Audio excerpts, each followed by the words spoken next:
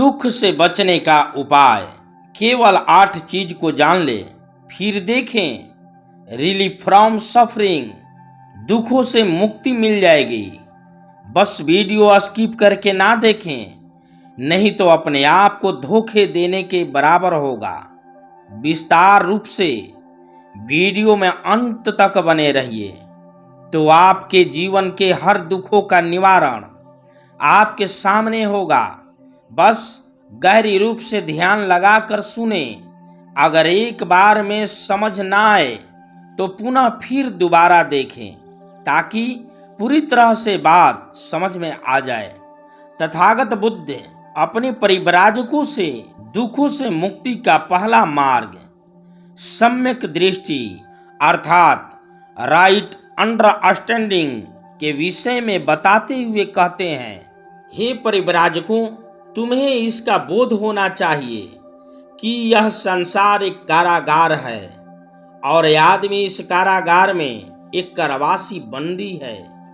यह कारागार अंधकार से भरा हुआ है। इसमें इतना अधिक अंधकार है कि कैदी को यहाँ कुछ भी दिखाई नहीं देता है। कैदी का यहाँ तक दिखाई नहीं देता कि वह कारावासी कैदी है।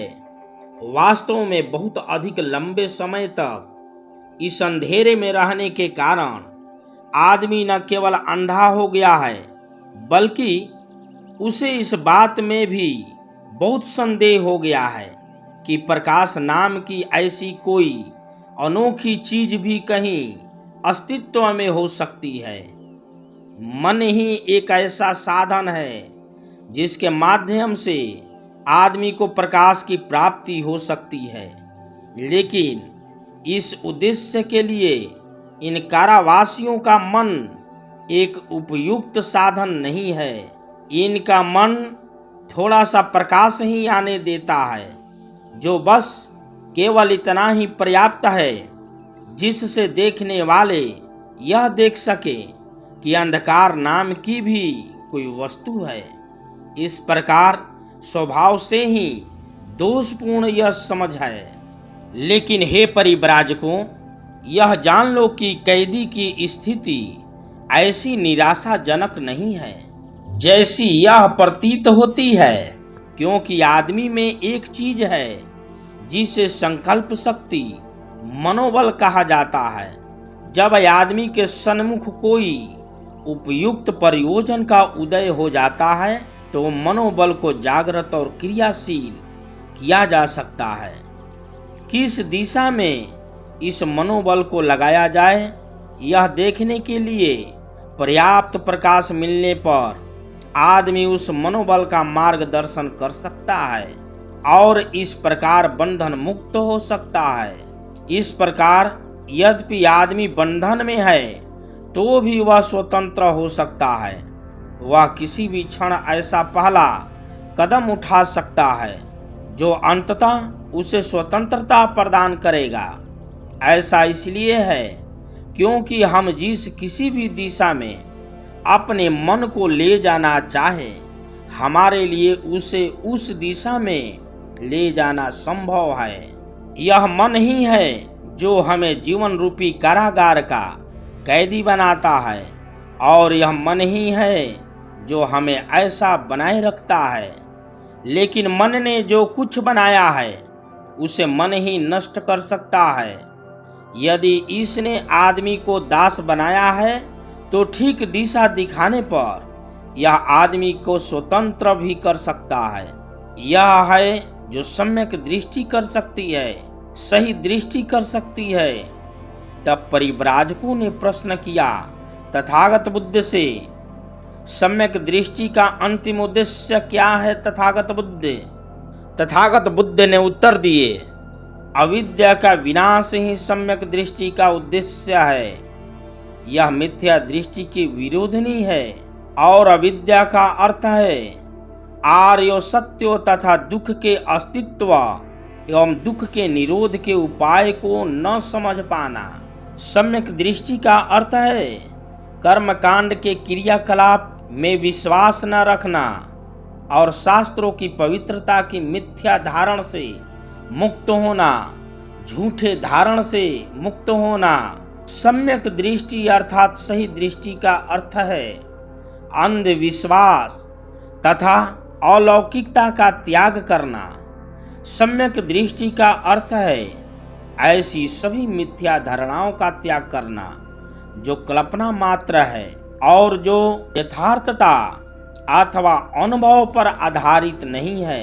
सम्यक दृष्टि के लिए स्वतंत्र मन और स्वतंत्र विचार आवश्यक होते हैं। हर आदमी के कुछ उद्देश्य, आकांक्षाएं और महत्वाकांक्षाएं होती है। सम्यक संकल्प यह शिक्षा देता है कि ऐसे उद्देश्य, आकांक्षाएं तथा महत्वाकांक्षाएं उच्च स्तर की एवं सराहनीय हो और निम्न स्तर की एवं अयोग्य न हो।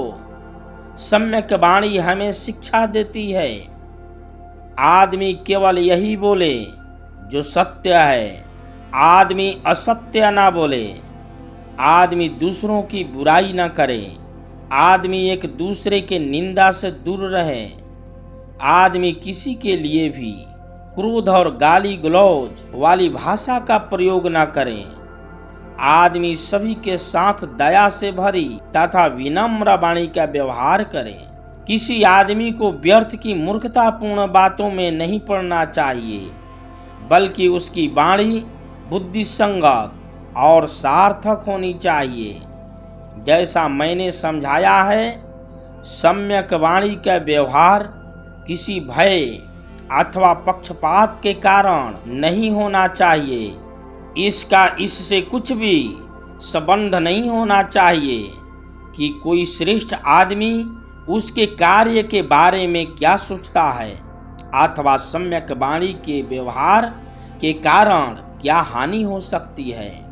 सम्यक वाणी का मापदंड न किसी ऊपर के आदमी की आज्ञा है और न ही किसी आदमी के व्यक्तिगत लाभ के लिए है।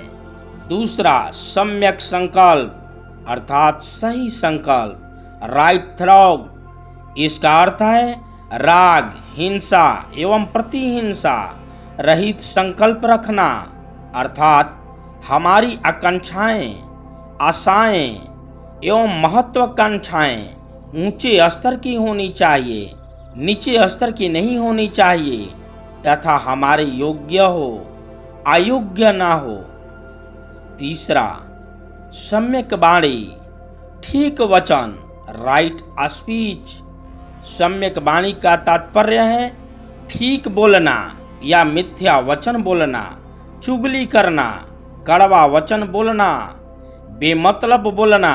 इन चार वाणी के दोषों से रहित वचन बोलना सम्यक वाणी है।